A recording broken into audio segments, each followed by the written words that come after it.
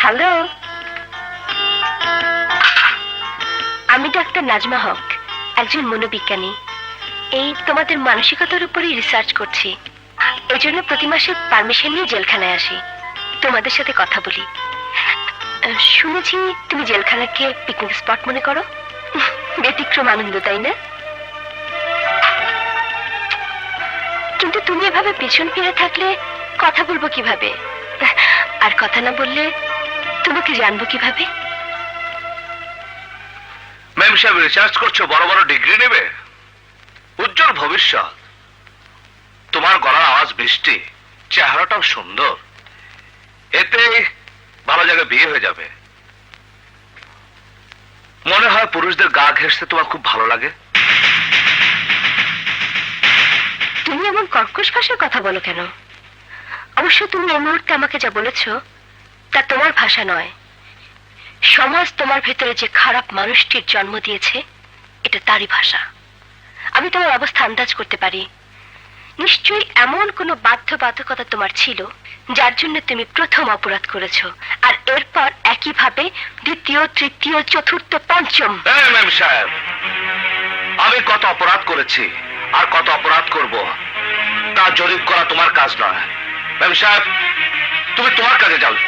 আরে যাও যাও যাও না। মিস্টার আলী, শুনেছি বস্তির লোকেরা তোমাকে আলী বাবা বলে। হ্যাঁ, এটা এক ধরনের জিত, কিন্তু একা একা যে দাবা খেলে সে দুপক্ষের চালকে একই মনে করে। সুতরাং প্রকৃত জেতার আনন্দ সে কখনোই পায় না। শালা, শালি, ডাক্তার, ওর যে ছাগলগুলো জেলখানায় আছে ওগুলো আমার পায়ের হাত থেকে বাঁচাও।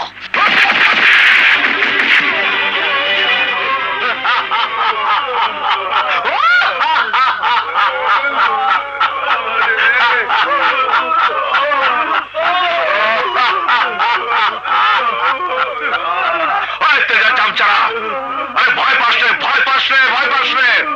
এই আলে মরা কই খায় না। এই আলী বাবা, তোমার সাথে সাক্ষাৎ করার জন্য ডাক্তার নাজমা এসেছে। সুন্দরী একটা মেয়ে মানুষ রিকোয়েস্ট করেছে। কুত্তার মতো লেজ তুলে খবর নিয়ে এসেছো? শালা।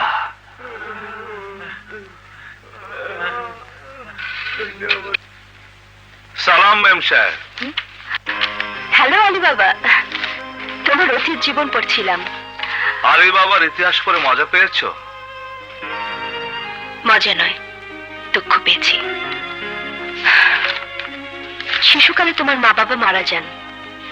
7 বছর বয়স পর্যন্ত তুমি ভিক্ষে করে চলতে।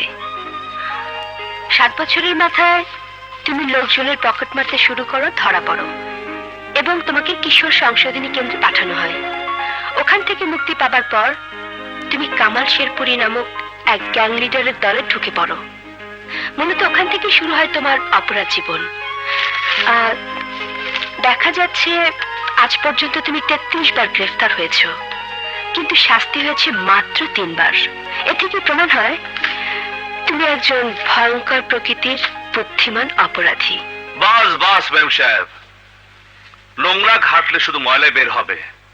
একটা কথা বলবো আলী, তোমার এই বুদ্ধিমত্তা, এই চালাক কর্মকাণ্ড যদি সত্যের পথে খাটাতে, তাহলে শুধু তোমার নয় আমাদের সবার উপকার হতো।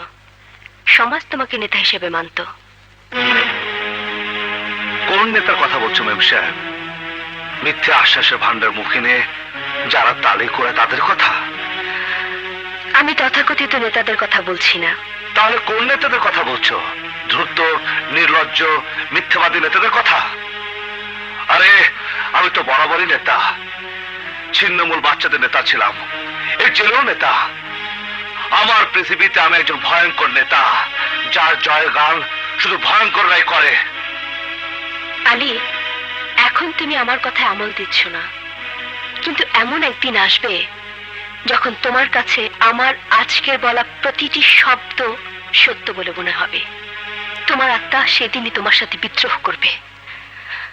মানুষ এক বসে যেমন থাকে না, তেমনি থাকে না এক অবস্থানে। এমন একদিন আসবে যেদিন নিজের জীবনের বোঝাই হাজারো পাহাড়ের মতো ভারী মনে হবে। নিষ্কৃতি চাইবে তুমি, নিষ্কৃতি। এবং আমি তোমার সেই অনুশোচনার দিনগুলোর জন্যই প্রতীক্ষা করব। ভালো ম্যাম সাহেব, ভালো। ম্যাম সাহেব, এই সব সুন্দর সুন্দর কথা বই পুস্তকে মানায়, কাগজে আগুন ঝরা বাণী লেখা খুবই সহজ, কিন্তু ওই কাগজে আগুন জ্বালিয়ে তা হাতের তালুতে রাখা মোটেই সহজ নয়। ম্যাম সাহেব, এই আলীর অতীত জীবন ঘটে যাওয়া অনেক ঘটনার জন্যই বর্তমানে আমি আলী বাবা। যদি কোনোদিন আমার জীবনের মতো কোনো ঘটনা তোমার জীবনে ঘটে যায়, সেদিন নিজের প্রশ্নের উত্তর নিজের ভিতরেই পাবে। সুযোগ হলে সেদিন আমি এসে তোমার চোখে আঙ্গুল দিয়ে অতীত দেখাবো, বলবো সঠিক তুমি ছিলে না, আমি ছিলাম।